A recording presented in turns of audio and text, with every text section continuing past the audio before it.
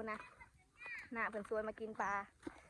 อยู่หน้าบ่มอนทุกคนมากันหลายคนมาพร้อมกับทีมงานทางไหนแหละมีประพัดใบยืนเท่านิ่มหน้าเปิดกันน้องเอ็มน้องแอมทุกคนมากันประมาณ5 คน ตอนนี้เขากำลังสิลงไปใส่ปลาเดี๋ยวเขาไปหลัดถ่ายแล้ว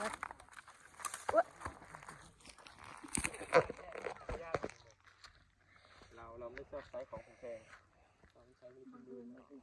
ใช้บริทีมืออื่นของแพงน้ำพยองวันนั้นว่ามีหยองท่านลงน้ำครับเคยเห็นปีงเลยยานจับอยู่เรื่อย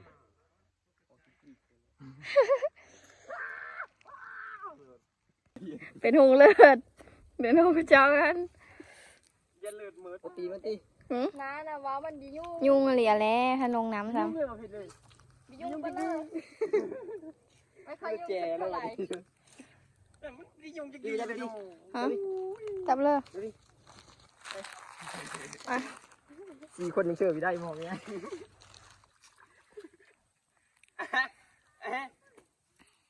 มันปลดไม้แล้วก็ได้แล้วนะขาไม้แล้วมันจะคว้าไหมใหญ่เลยปลามองปลาเพื่อนนี้ไปเยอะก็ตัวสูมองปลาดุกมองปลาข้อมองปลาเครื่องมาใส่ปลาเข่งทุกคนถือปลาทุกคนเลย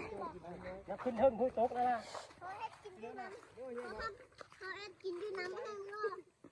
ปลาเพื่อนนะมันเฮ้ยปลามันเยอะเลยเยอะเลยปลาเยอะจับเป็นตะลุดอะไร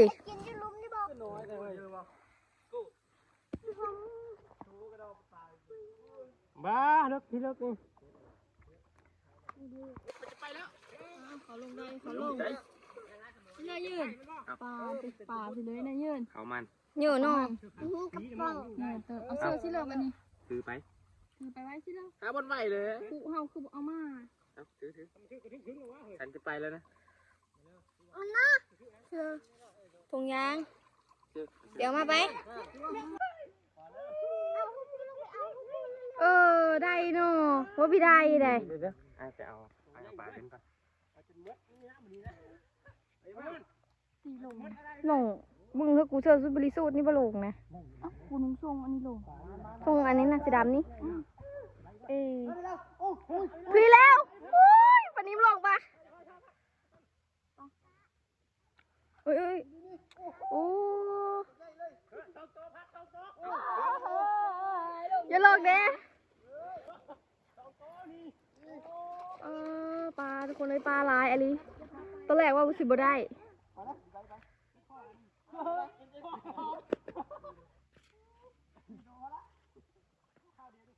พอละกำลังยืนลง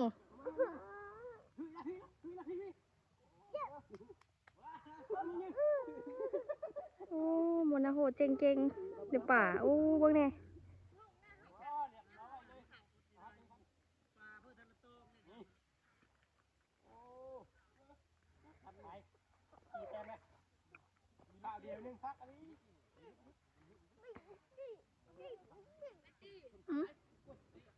ไปเลยลง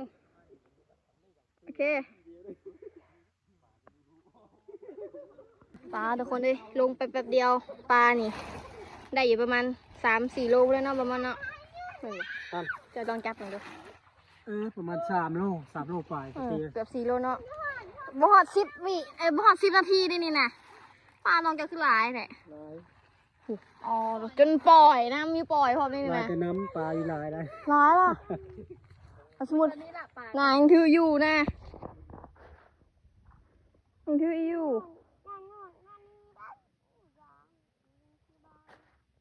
ไปทีมงานเขาเมื่อเอาพักบูหอมจักโตปะน่ะเก่าโตบ่ลายนี่ยืดถือ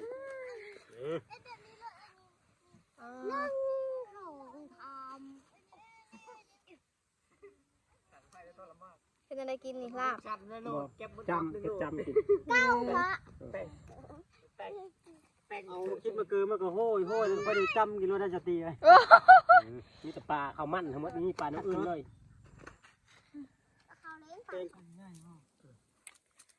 ปลาตัวใหญ่ค่ะอะไรเนาะตัวตายเล็มลงมือทุกคนเลย กระดูกมันน่ะต้มโคกมันน่ะสีมันนี่นะ จ จ ำคือว่าเนี่ยนะ คือว่านี่นะครับก็พักเจ้าคือเบี้ยมาอย่าพักจำนะ พักพี่เลย เสียอยู่คู่มักอะไรนึง บอกเยอะมากละลืม เพราะว่านี่มีพักปีกับเอาเพื่อจำ ไปชมเซลชมชื่นนี่แหละ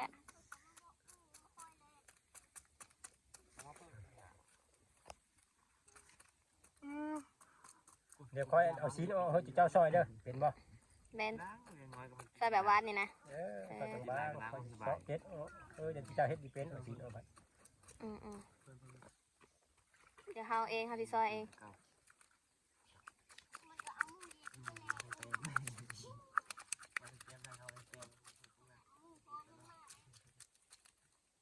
ยืดก๊กนะอยู่เด็ก คนละปลา กินเลยดิ ว่า สัญญาตาใหญ่กว่าพออีแล้ว หวานนี่นะกินจ้ำปลาแล้วกินเป็ดต่อกินข้าวอีมายังหิวอยู่ เลี้ยงมีกุ้มแล้ววันนี้ใช่ได้ เพื่อได้ไป เอาเสร็จที่ไปก็คักแล้วเลี้ยงกุ้มมั้ง กินไรข้าวมือละ2 ติ๊บเช้าแรง โอ้ยฉะนั้นคือคนเดียวเห็นอากูย่าด่า ขึ้นเนี่ยเติบ ดีมากกว่านี้กันใจละ ต้องการ ค่อยเอาปลาไปนี่ได้เสร็จที่ไอ้เมฆคือเจ้าได้ตัดโหก้อนโลดเอาปลานะก็ตัดก็ตัดไปเอาชิ้นก้อนสอนลูกหลานวิธีเอาปลาก่อนพี่น้อย นั้นเนาะ วิธีเอาชิ้นปลาก่อน เป็นนายซอยนี่ ผู้สมผู้เสกกับผู้เอาเลยเลย แบบนี้นะว่าเอากลางปลา กับมือชมเชย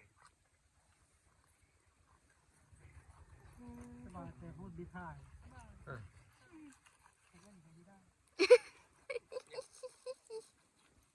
แค่มือโค้งเขามีจุดโค้งการดังบึ้ง แบบนี้เด้อดีขนาดนี้ ปลาตัวเยอะปลาตัวน้อยง้อแล้ว คื ก็ อเดียมด คือเดียวแต่เมื่อได้ตีเขาไม่ตัดเลยแต่นี่คือเดียวเลย ขี้มันได้เฮ้ยมอน ทิม แต่ละคมเลย เจียวเลย คิดถึง ไปแจ้วเลยบ่อยคมได้นะขี้เพื่อขี้ดินมันนี่คักอะไร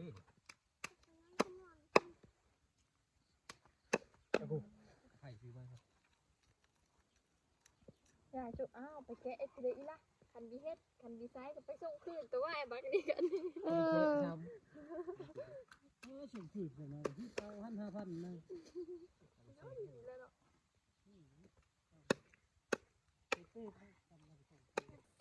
คันดีคาบัตร แต่ก็ไปบ่ประมอน เบาเขาเบาอ่ะนะโอ้ยเบาเดียวมีต้น3 พิกาเฮ็ดเดียว สิเฮ็ดเธอมึงกิน ใส่น้ำเป็นล้างซีนกันทุกคนเดี๋ยวสกีจะเป็นคนลงมือซอยเองซอยบาง ทำการลงมือน้องมึง เราก็รู้ก่อนสิ เดี๋ยวลงมือได้เฮ็ดเนาะลูก บีบอันนี้ก็เนาะ ๆปาด ปาดเอาก่อนปาดเอา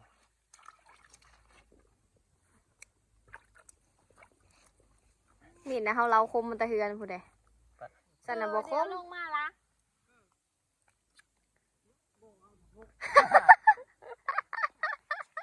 บ่ ไป เอาไป หาได้ไปของเสียนี่พี่จักโดนเอาได้ คุกจะเชิงครับค่ะ เกือ ถ้าตอนละเดี๋ยวเอิญพวกคุกจะเอิง ล้างนะยืนล้างเลย เดี๋ยว เองน้อย เอาน้ำนี่บ่ล้างน้ำนี่ละ ก็ไปดูยางลูก ย้อนกระปอกกระแปกเฮ็ดบัดนี้ น้อยก็ว่ากาแฟ เลย เอา เฮ็ดเลยนี่สกิ ฮะ เฮ็ดเลยนี่ ซอยบางๆอันนี้นะ เฮ็ดจำบ่ จ้า เจ็บคอเลย กลางยังล้างอยู่เอากลางก่อน คักได้ขาคอเขาได้ ผมข้อแล้วพี่ไก่เป็นตอนอยู่ซ้ ถ้าเธอมายืนนั่นยำเธอ โอ้ย บัว ยังปันกินอิ่มหมด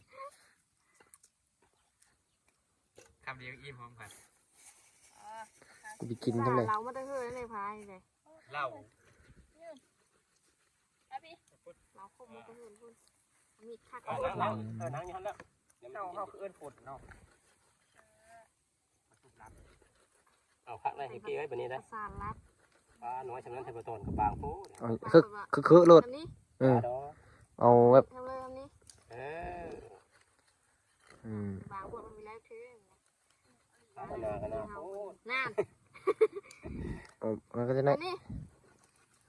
นี่นะ บางไว้จังน้อย ทุกคนเอากระหับหนาทีซอยปลากันเลยผ่ากับยาเขามาเลยทุกคนซอยซีปลาก่อนซอยบวบางมาเลยนะเอาตอนพอดีมีทางไปติดเขา พูดแล้วเนี่ยอยู่หุ่นละปลาก็ได้เป็นได้ได้ ยังมีเดียวโอ้ยดูไอ้ฟองเอามาเลยโอ้ยเอามีดอันยาวๆนั่นมามันหาไม่เห็นเอ้ยนิ่มห่วงเลยนี่เว้ย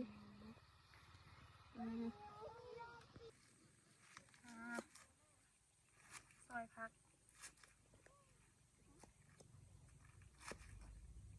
ยามันตกคุ้มเลย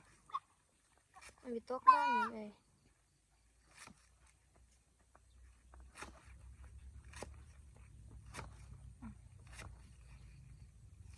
พักกับอีลายไปเลยพักเอาพักกับเฮากะเฮ้ยของเอามาพี่น้องเอ้ยพักกะหล่ำได้ถ้าพักกะหล่ำมาละพักอันอื่นกับบีมี่พักอยู่อันสั้นนั่นไปเอามาแต่ว่าอย่าเอามาเลยบอกว่าพี่น้อง ใส่อยู่ ปึ๊บยัน โน่น แซ่บ ปน้อยปโน่ลาย ยันแซ่บพ่อแรกผมจังหล่น เช็ดตี้อยู่เนี่ย มีเซฟตี้ด้วย เจอเย็นได้เซฟตีได้ พอคำนี่ จำเลยกับเจอเย็น เซฟตี้ ปิดสูตรเดียวพอแล้วบอกยังส้มสี เฮ้ยลายครับ สองตัวเนี่ย ลายมะนาว เอาเห็นตัวน้ำอีกทีเลย เซอร์บาวันมีมีนะมีมีน้ำตัวน้ำมีมี มือเช็ดตี้เลยฮันคัก จะเผากันเริ่มเผากันเลย ล่นก่อน ดำหรือล้างมือ คันคันเยอะยันกินยังเคยได้คืนที่ลงอยู่ นะกันเอาน้ำมาเลยที่มือคนมันซุดเท่านี้ ชุดฮันดำนะ ก็กำปุ๊บปืนลงโถยโถยปานี่ละ มีท่านอ้อเล่นนั่นนะ คันมันแห้งนะคันเท่าน้อยดิ ไม่เอามือ แรงชนคันแห้งคัดเงี้ยมืออะไรไปคัดนี่น่าจะมีผู้กล้ากิน มือไฟแล้ว ของคือ ของเธอ เข่าเนาะปลายเนาะก็ไผ่นี่ วะหิวข้าวก็ยาก มองยายลงใหม่นี่ อุ้ย เนี่ย เพชรเลยนะเอ้ยเพชรมังคิดนี่กินข้าวพัดจนให้ตะมุ่งกะ เพชรนี่นะขาดมักเพชรนี่แล้ว น้าว่าเจ้ามันน้อยอยู่ กับหน้ากลัว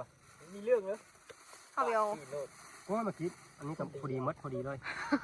เขาถือมาโดยเฉพาะ มีถุงมือไปแล้วเจอมือกากันดีดอก เดี๋ยว มีตัวเสื้อมด มันคือกอยอันนี้คือบุญโนกินแก้วในตอนนี้นะ บ้า อันนี้เสื้อพัดทีนี้ อ กำเพื่อก็แม่ ปานบอลอยู่เจอกล้วยแห่คว้างกับบ้านเดียวพ่อเลย กูมีท่านที่นี่ ติดชุบลาบในรถนี่เอามาคองเอาลงเอามองไปยังท่า โอ้ยถ้าย่างหน่อยโยนมองกับติ๊กเล็กๆลีได้ยาย มาทุกคนข้าวน้ำกัน นี่งบ น้ำปลาก้อน น้ำปักก้นก็มีละ น้ำปลาก้อนเลย จะน้ เยอะ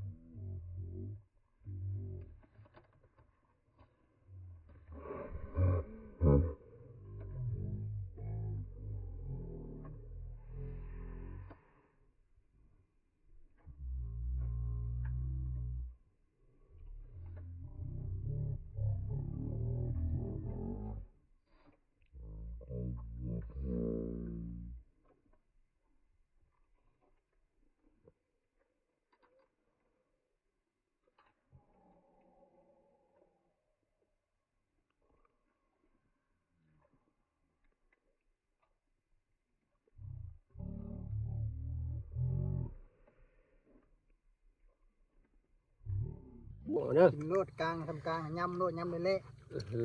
ขาโคนลำมาลอย เดี๋ยวขอตัวกินก่อนทุกคนจะมืดแจ้งทุกคนพากันกินข้าวกินน้ำแล้วเราก็สิพากันมือเลยทุกคนทีมงานกะเอาฟ้าตื่นอีกจังไหนหนึ่งมันบ่พอนะคลิปนี้ก็ประมาณนี้ทุกคนไว้เจอกันใหม่คลิปหน้าวิดีโอหน้านะบ๊ายบาย